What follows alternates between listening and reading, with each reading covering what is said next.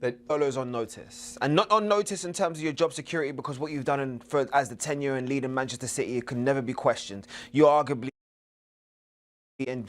and rightfully so, probably the best manager that club has ever seen.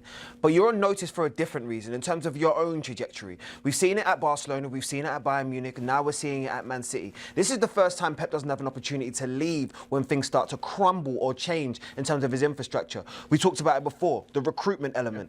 There has to be a reinforcement in terms of the players that have come in and the same quality of the players that are departing. And there has been a clear and obvious error in terms of the quality that he has within this squad. So then we focus back on the coaching element. Can you demand from those players the same things that you've demanded from their predecessors? And right now, it's not looking like they can get the same element of consistency. I said it. I've said it in our group chat before, and I've been saying it now for a couple of weeks.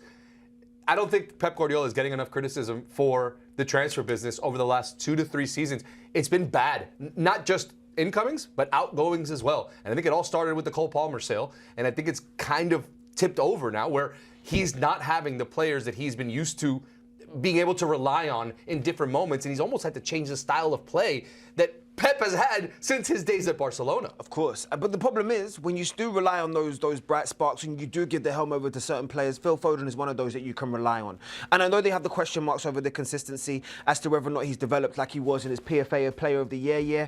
But what I will say is the quality is undeniable. And when he finds himself into these type of moments, there's nobody in world football that I really doubt that can do this, especially an Englishman that's better than him, because he is so technically gifted. He finds these spaces so amazingly. And when he gets half a yard, you better believe that he's going to be able to know where the back of the net is. So I like him overall, and I like the form that he's finding himself in. Should he be getting more minutes and more playing time? Because it seems like it's a lot of rotation with Phil Foden. I feel like there's been so much pressure on him from such an early age. Breaking into the team from 17, there's a lot of mental fortitude in terms of what he's been in. Bear in mind, he's won the title 5 times. He's been a part of everything. Right. He's seen it all. So I don't necessarily think it's a physical rest. I think it's more of a mental rest. Can you keep him motivated only at 25 years old?